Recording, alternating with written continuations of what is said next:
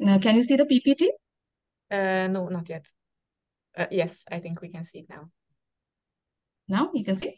It has started. Maybe we should give it a moment. Yeah, Yeah, is I can doing see it. this. Yes, yes. Okay. So, thank you so much for joining us today, Dr. Sharma, and we are welcoming you at the Peach Research Group of the Vázsnai Péter Catholic University, and we are looking forward to your talk on Indian foreign policy. So, please, the floor is yours. Uh, Thank you, Dr. Sylvia, for giving me this opportunity to deliver today's lecture. I'm just curious, are the audience mostly students?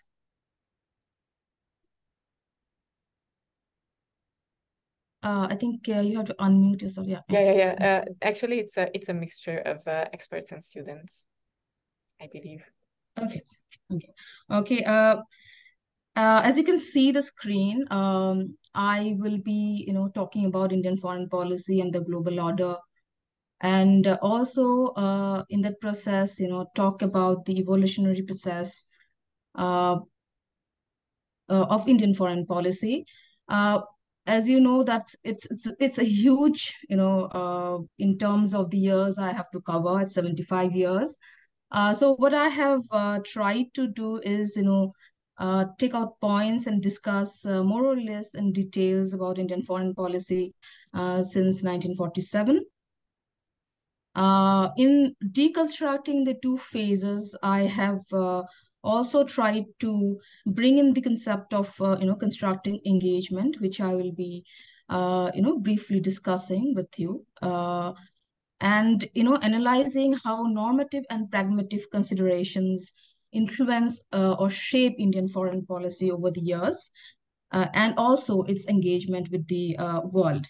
At the same time, I'll try to also position Indian foreign policy evolutionary process in the context of, domestic, regional, and global levels, because the global order, you have to understand the intertwined relations and the interactions at these three levels to understand how Indian foreign policy has evolved over the years. So, going forward, I can't move my slide. Some problem. Can you see my slide, the next slide? It's changing. Yes, I can. Okay. Yeah. So basically, what I have done today is, try to divide Indian foreign policy and, unfold the evolutionary process in two major phases since 1947. The first one being the Cold War period that starts from 1947 and covers with the end of Cold War. And the second phase starts with the post-Cold War, that is 1991. And as you can see that, in this two major phases, Indian foreign policy, it pursued, different, I would say, approach in dealing with the external world. In the Cold War, of course, we tried to pursue, as many of you might be aware, of non-alignment policy. And in the post-Cold War, there is a visible shift towards, greater engagement with the, countries, and also towards, visible tilt towards multi-alignment also. But having said that, even if I have divided the evolutionary process into two phases, within these two phases, also you can find visible sub-phases, which I will also be dealing with during my lecture. Before going into the details, I would also like to, briefly discuss as to what, the constructing engagement approach is.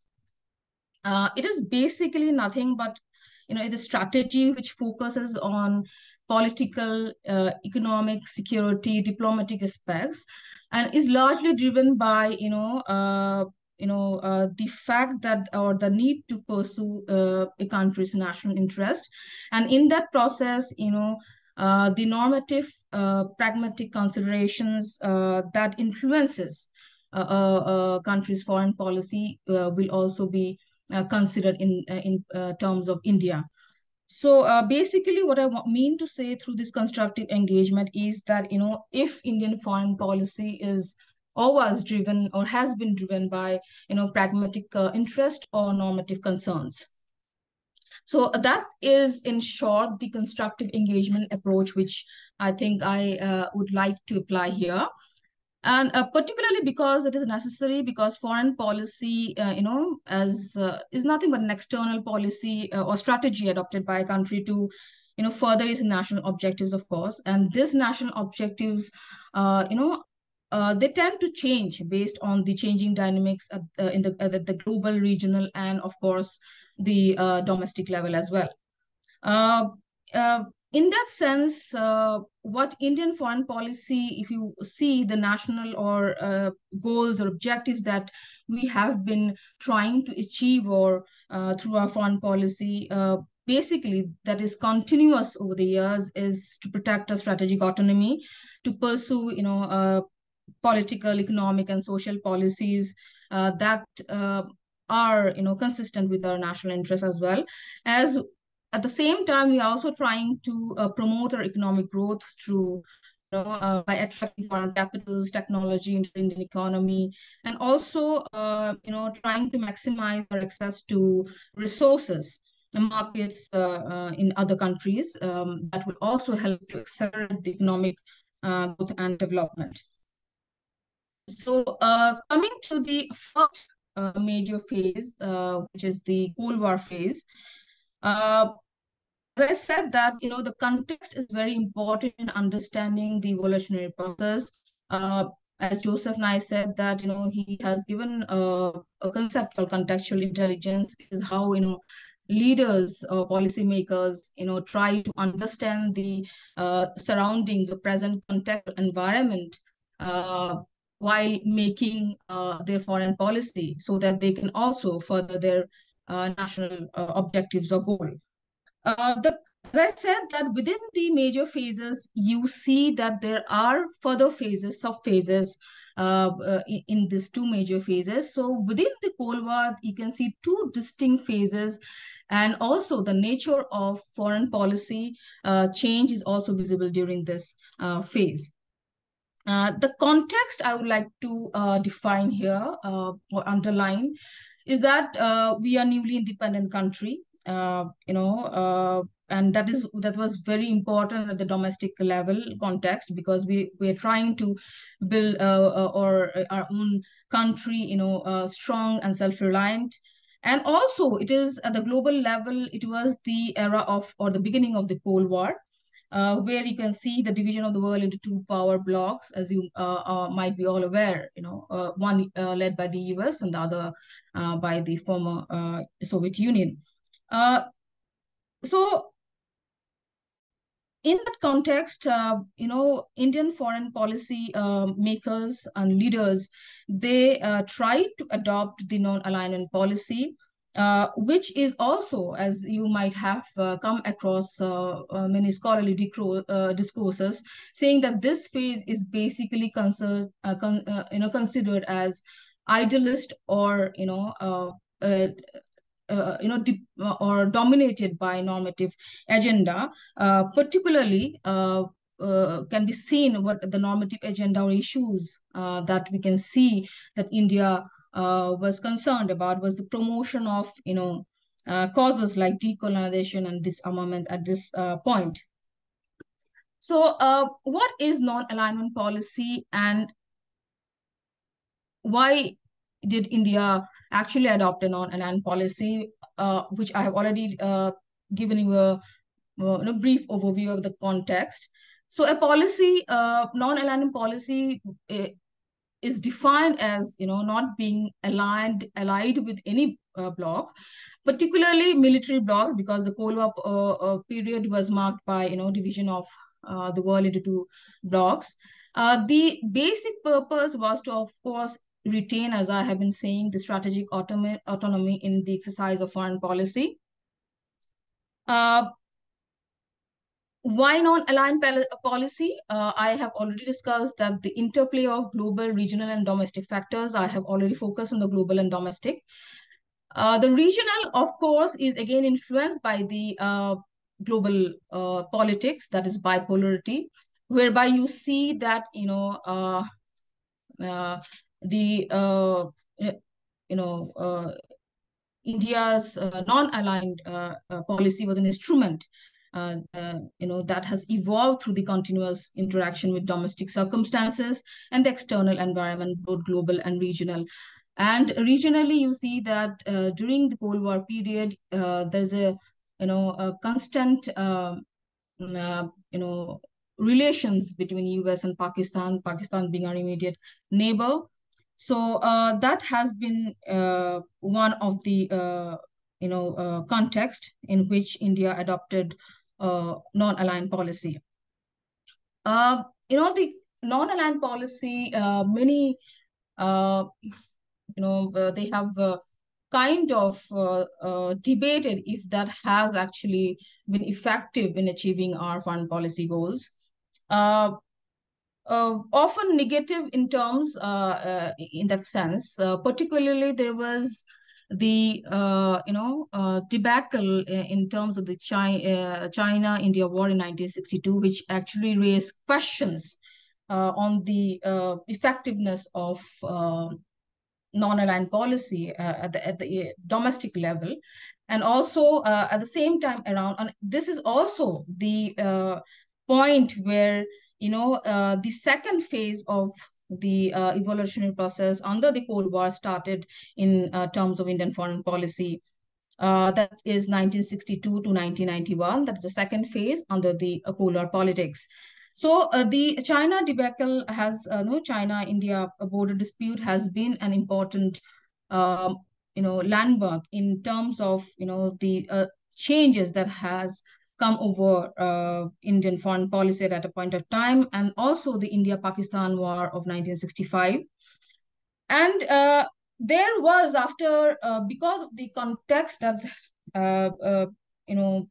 that changed during this time, Indian foreign policy, if you see under this phase, you see, visible tilt towards a pragmatic approach.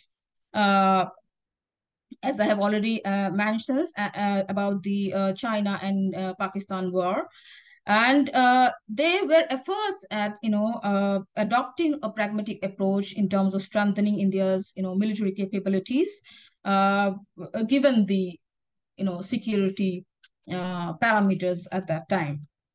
Also at this time, you see the Pokhran 1 of 1974, whereby India tried to develop, nuclear capability, at least, not fully, but, in a latent manner, regardless of the criticism from the West.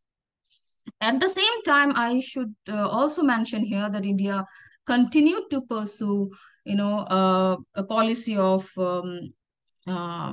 autarky, if I may say, economic self-reliance, to keep, its interaction with the global market economy to the minimum, so to avoid, a dependence on the West.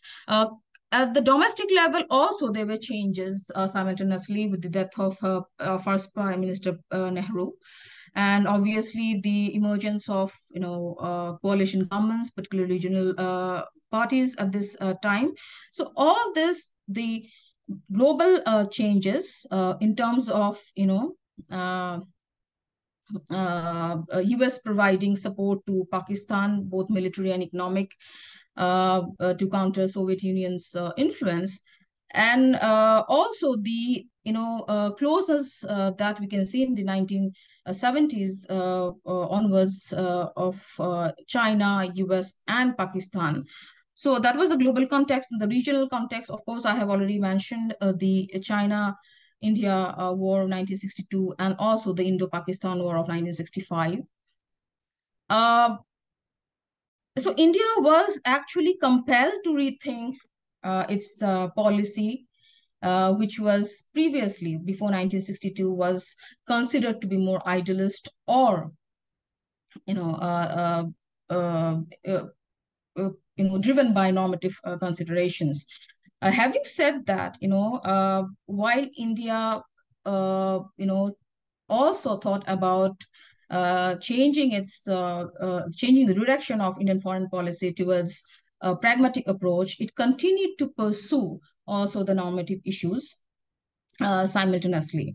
So, as I said, that the effectiveness of India's non-aligned policy was internally also debated, and externally also there were criticism because of the closeness with the Soviet Union.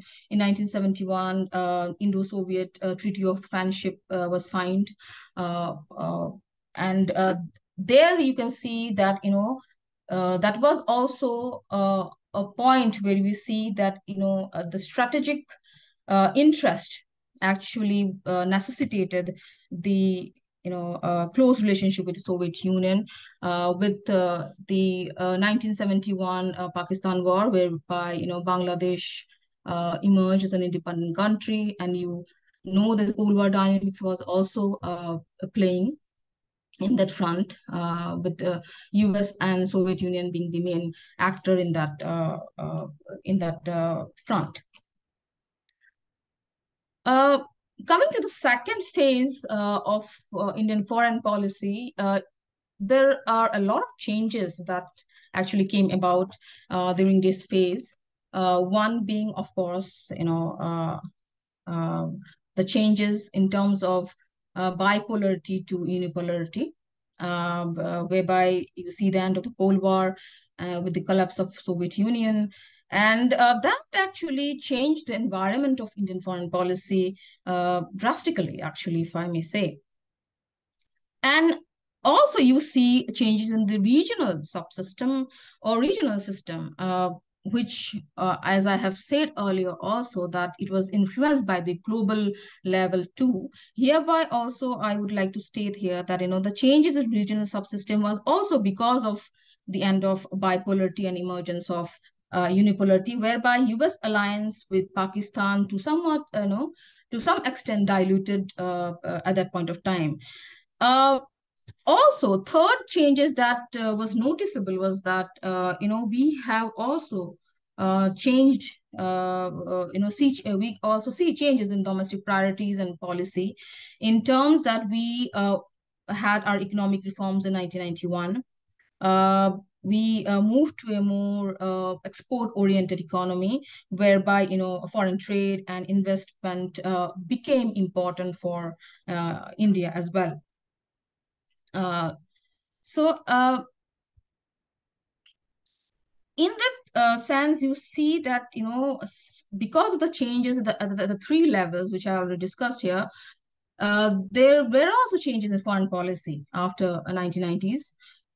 We can see a greater engagement with major powers, particularly the US, and also with other important countries. And also our engagement with the neighborhood and extended neighborhood also saw visible changes after 1990s.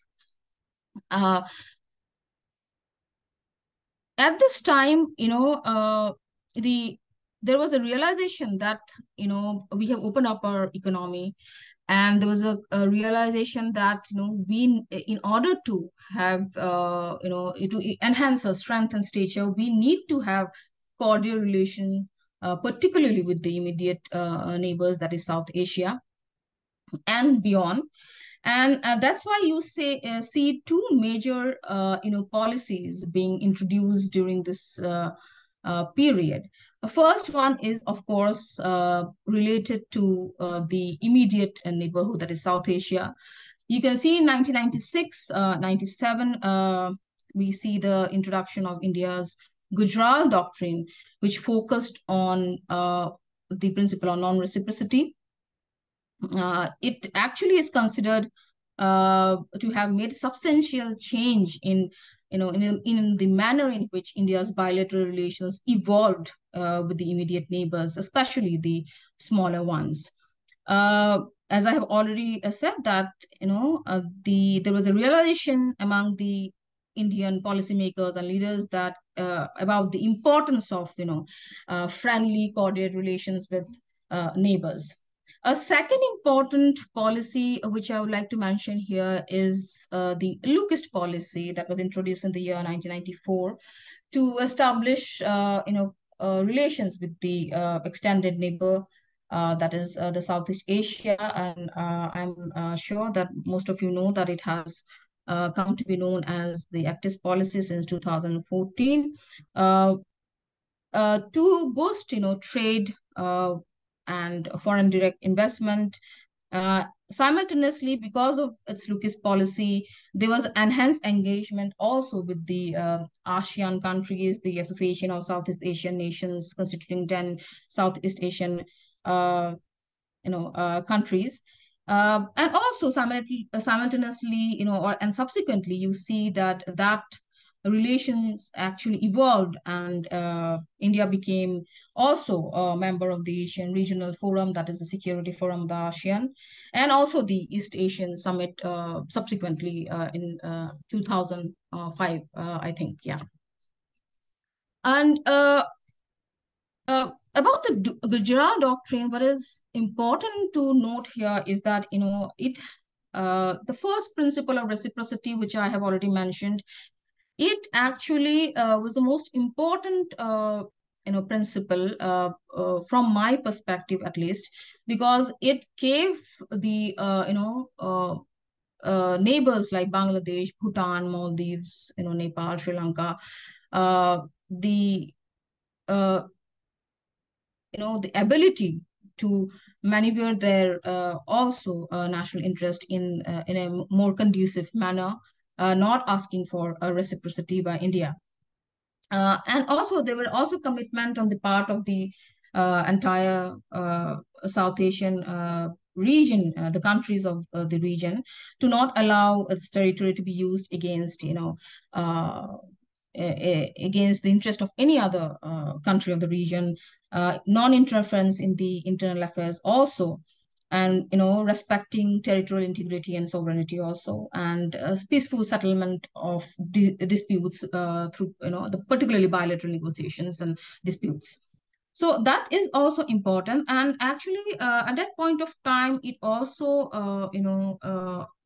became, I would say, successful to a large extent, because we see, a lot of change in terms of our relation with China and Pakistan at that point of time.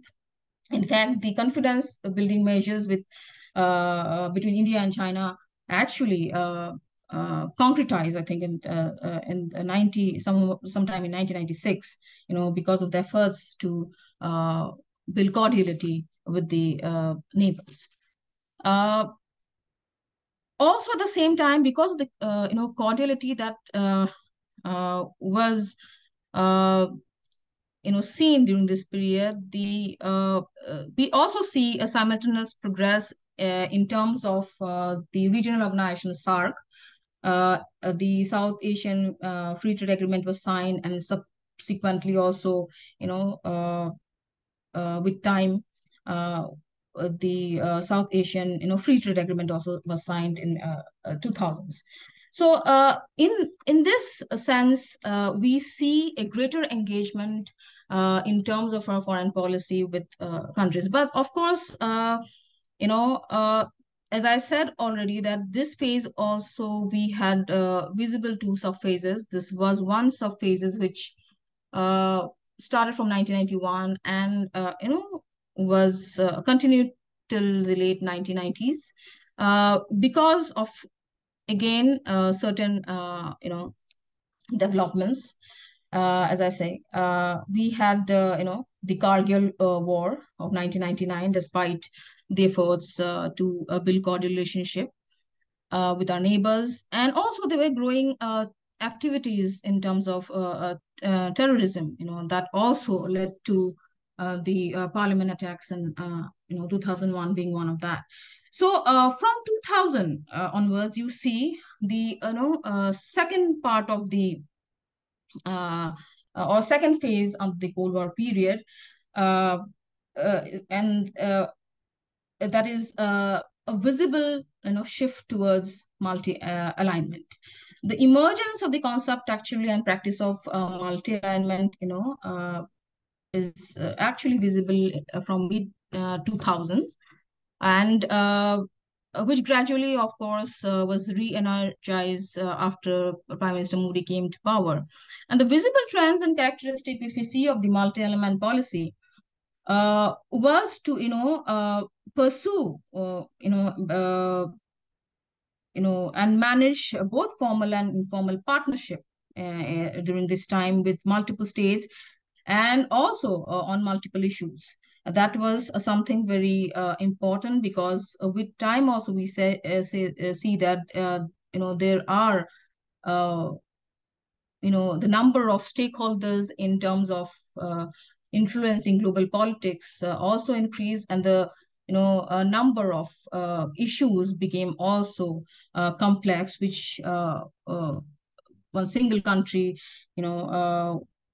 I think, would not be able to address. So there was a need for collective leadership, if I may say. And on the second level, there also was visible that we established and also continuously engaged with new and established, of course, multilateral and regional forums, and the new forums being the BRICS and the IPSA, and of course minilaterals also we can see.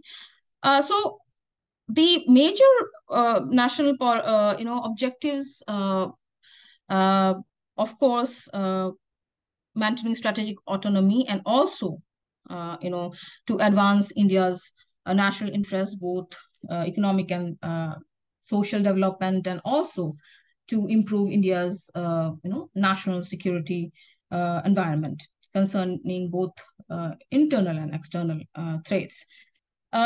So in the second phase, the first major landmark that is noticeable in the second phase, 2000, starting from mid 2000, is the defense cooperation agreement that India signed with the US, and the, of course, 123 nuclear deal, which gave which can be considered as an important recognition in one way of India's emergence in the global politics. So we see, in short, that during this phase there were attempts by successive governments to develop strategic partnership with more countries, including US, Russia, China, Japan, and so on and so forth. And some of this actually, evolved or was elevated to a more comprehensive or global or special partnerships in one way or the other over the years. So we have to also understand the dynamics here, what changed in 2000. The global context, again, I would like to emphasize here that, the 9/11 occurred, and the US relationship with Pakistan, again, was became, very important. And there were also a scholarly discourse developing at the same time of multi-alignment, where we have to multi-align in response to the new emerging challenges of 21st century. That is also an important development at the domestic level. And also the change in the relationship was also noticeable because India's bid to multilateral organizations, particularly the UNSC, they kind of receive support from the US and later on with by other countries, and that is also an important milestone here for Indian foreign policy. With Prime Minister Modi coming to power, this multi-alignment policy received new impetus, and that can be seen with the invitation of the SAARC countries during the swearing-in ceremony of the first in 2014. And also, this has been stated by different officials of Indian government that, in a multipolar world, we have to, reorient or reaffirm our commitment to multi-alignment to build, bilateral relationship with all major players, and because that is important greater engagement through strategic partnership, and engagement through multilateral and regional institutions became important. And we see a series of a strategic partnership being signed post 2014 also, you know in that sense. And also alongside, we see that there was also engagement, or continued engagement, and also uh, engagement in terms of uh, new engagement with in terms of uh, regional organizations, unilaterals as well. So this is not exhaustive, but I have tried to bring into the context some of the engagement that we see in recent times, and also uh, from 1945 onwards. And there is also a normative agenda in terms of promoting our soft power also in this phase. And our foreign policy is actually driven by the Indian philosophy that believes in the uh, world as one family, Vasudha Kutumbakam, which we say. So that's how the entire Indian foreign policy evolve over the years. I think I will stop here, and I would like to interact if there are any questions. uh, I think I will stop here. Thank you so much. Thank you so much for this Yes, really Nazim. comprehensive view on the history of Indian foreign policy. I would like to ask our audience if there are any questions. You can either type them in the chat or just unmute yourselves. I think that's also a possibility, I believe, in this type of meeting. Um, while our audience is thinking about questions, I think I would like to ask you the first question. Um, I would like to ask your take on current affairs in foreign policy. So, in your view, what are the main challenges for India in terms of foreign policy in 2023, for example, like our current days?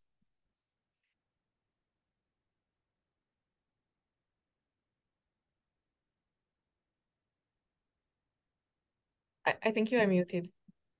Okay. Yeah, now it's okay. Okay. So see,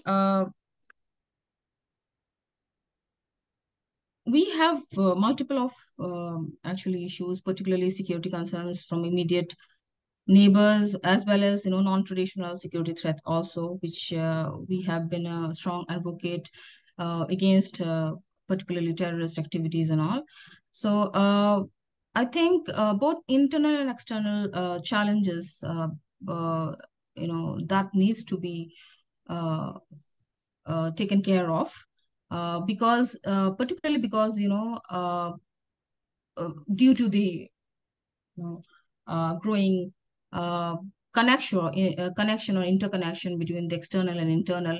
So we have kind of an intertwined external and internal security challenge in that sense. Particularly also non-traditional, the other complex issues, for example, climate change. We have COP28 also happening. We have implementation of sustainable development goals. In the terms, we have, that I think we have to also, of course, at the global level,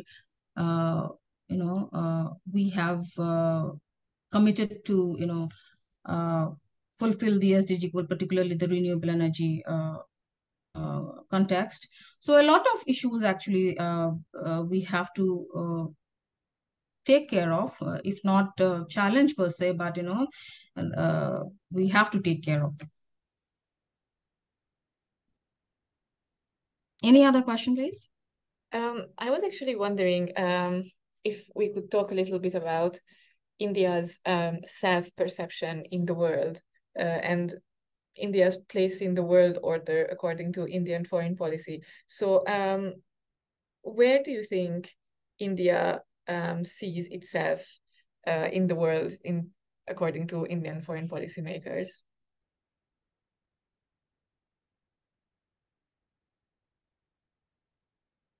See, India has, uh, I think we have evolved since 1947 in terms of dealing with the world and also our place at the global order, which also has been recognized by many major powers also. So we have you know in terms of our perception, of course, we want to as I have said, that our philosophy is driven by the ancient Indian philosophy called Vashuddha Kutumbakam, which is one world and one family. So we would like to take everyone along while spurring our own growth as well. So I think that's how we see, for example, during the vaccine diplomacy, if you must have heard, so we followed that policy very well in terms of helping countries receiving vaccine at that point of time. That was a critical moment for the entire world, and I believe that Indian philosophy became quite visible, uh, and self-perception also became very noticeable through that.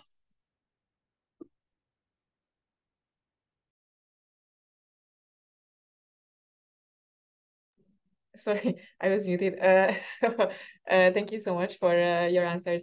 I was wondering if there are any questions from amongst the audience. I think you can type them in the chat or just unmute yourselves if you would like to ask a question. Yes, we have a question in the chat box. I'm just going to read it out. It's from Kushai Sándor. Is India ready to formulate its concept of a new world order and become a primary player in global context, like it has done recently, like it has been done recently by the US, Russia, and China?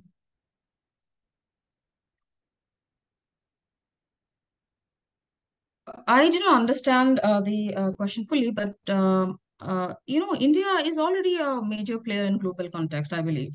And it is playing an important role.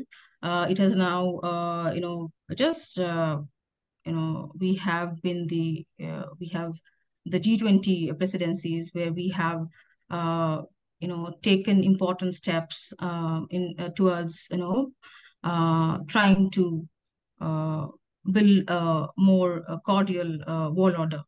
So I don't know the concept of new world order because the world order has already changed, from my perspective.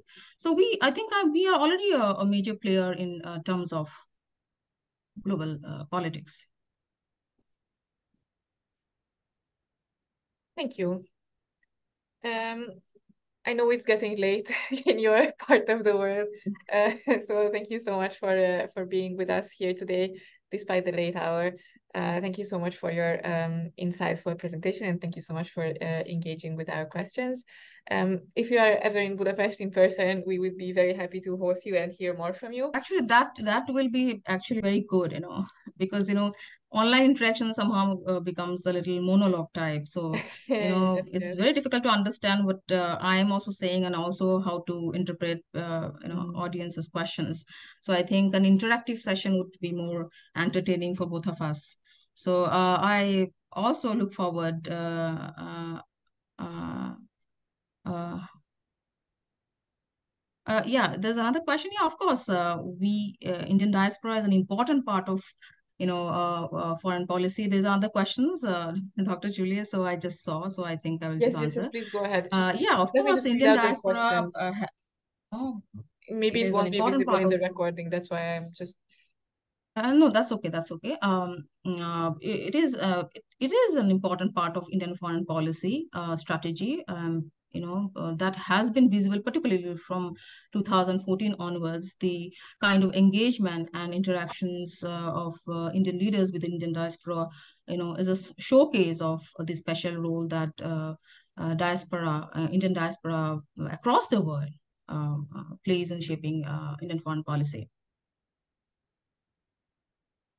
Any other question?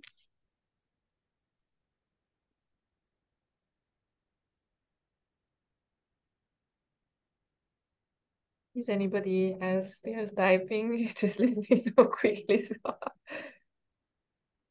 I think Yeah, okay. I think Otherwise, we're you fine. can mail me the questions if there are any questions that Sure.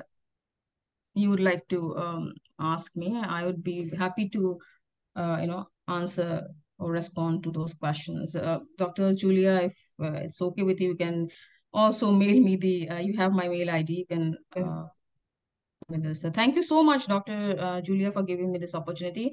I hope that I, had done justice because, as you said, it's pretty late in this part of the world. And, good night from India.